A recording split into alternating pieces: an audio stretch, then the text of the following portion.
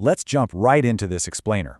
We're transporting ourselves to a world of hissing steam, gleaming brass, and that unmistakable rich scent of burning coal. Today, we're looking at the living history of steam power. And I don't mean just reading about it in some dusty old textbook, right? I'm talking about the actual, ground-shaking, multi-ton machines that literally survived the scrap heap, and they're still operating today, all thanks to some incredibly dedicated preservationists. So let me ask you this. Where can you still experience the absolute sensory spectacle of riding a multi-ton, steam-breathing Leviathan today? I mean, we're so used to quiet electric vehicles and super smooth diesel engines that the idea of a bus powered by a roaring fire and boiling water, it kind of seems like pure science fiction. But no, these machines absolutely exist, and they're celebrated in massive gatherings that bring history thrillingly to life. Alexander Adkins, he's the volunteer commercial director for the Swanage Railway. He perfectly captures this magic. He calls it an evocative festival of steam, large and small, for all of those who love vintage steam-powered vehicles on the road or on the rails. And honestly, he hits the nail on the head. This isn't just a static museum exhibit. It's a living, breathing festival.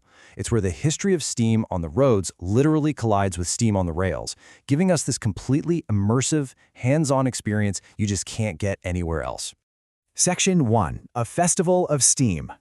Now, what's truly staggering here is the sheer scale of the Roads to Rail rally at the Norden Station Showground. We aren't talking about a tiny meetup with 2 or 3 machines. No way. Over 60 traction and miniature engines are brought together for this event. 60! Just imagine the logistics of that. Transporting, maintaining, and firing up over 60 of these magnificent beasts requires massive amounts of coal, water, and just pure human elbow grease. It is a brilliant testament to the enthusiasts who absolutely refuse to let these engines stop running. You really get to experience an incredible variety of living history. Obviously, there are the massive full-size steam engines to marvel at, but you can also take a heritage brake van ride, then a rarely used stretch of track toward Furzebrook. It gives you a completely unique perspective of the railway. Imagine the smell of coal hanging in the air while you watch the Dorset axemen showing off these incredible woodman skills with cross-cut saws and razor-sharp axes. Add in a vintage fun fair, some live music, real ale, the whole shebang. It's a vibrant snapshot of early 20th century entertainment. Section 2. The Showman's Road Locomotive. So, before trucks and modern tractors even existed, these magnificent engines completely revolutionized the traveling funfair. Think about it. Originally, fairground rides had to be relatively small because they were hauled from town to town by teams of horses. But when the Showman's engine came along, game changer. Operators could suddenly transport massive, heavy, complex rides. And it gets better. Once they arrived, the engine itself acted as a central power plant to actually drive the rides and light up the entire fair. They were literally the mechanical beating heart of the event, the absolute crown jewels of the funfair. Now, you might be wondering, what makes a Showman's engine different from just a standard farm tractor? Well, for starters, they were highly decorated. We're talking ornate painting, like the famous Great Eastern Blue with these bright yellow wheels and twisted brass roof supports that just gleamed. But functionally, they were brilliant feats of engineering.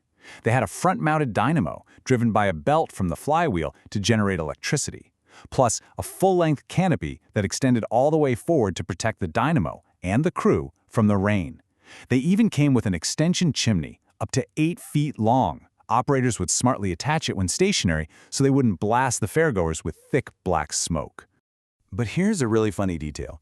They had this peculiar feature: solid disc flywheels.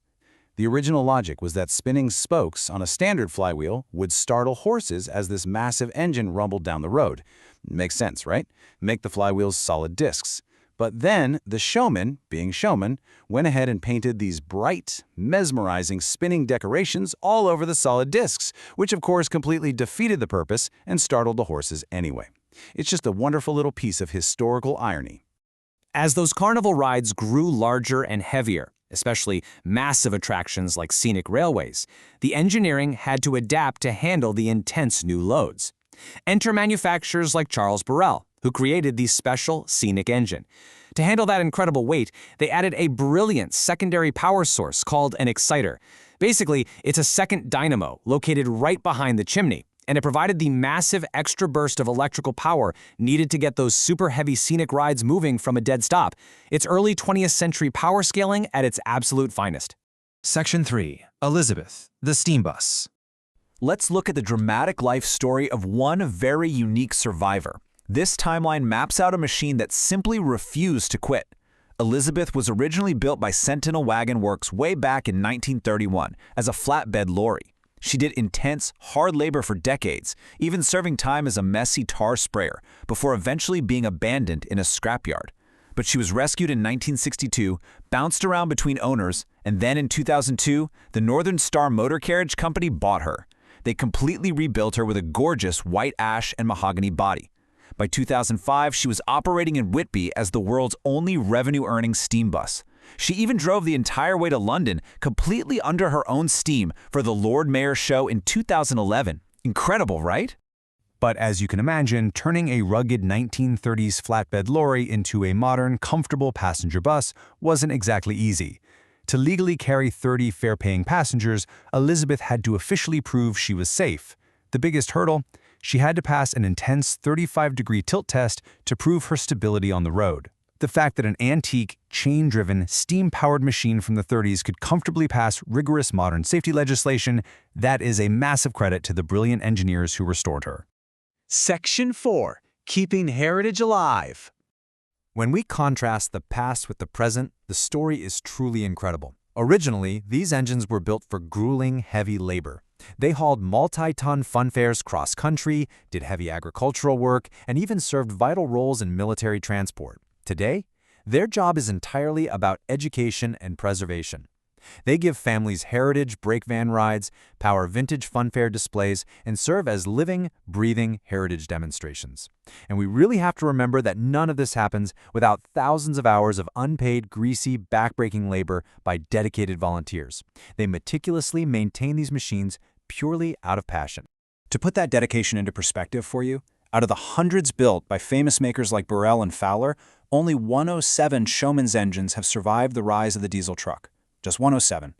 After World War II, cheap ex-Army lorries absolutely flooded the market, making steam power practically obsolete overnight. Lots of magnificent, fully functioning engines were unceremoniously sold for scrap for as little as 40 pounds. But thanks to events like the Roads to Rail Steam Rally, those 107 surviving masterpieces escaped the torch. Now, they're meticulously preserved for all of us to marvel at today. As we wrap up this explainer, I want to leave you with a final thought. We look at these steam engines today with such incredible nostalgia, right? We marvel at their polished brass and roaring fires, but back then, they were just everyday, cutting-edge industrial tools. So, with modern technology moving faster than ever before, what piece of today's everyday machinery will enthusiasts be carefully restoring and rallying to save a century from now? Will it be an early electric car? A massive diesel locomotive? It's definitely a fascinating question to ponder. Thanks for joining me on this journey through the living history of steam.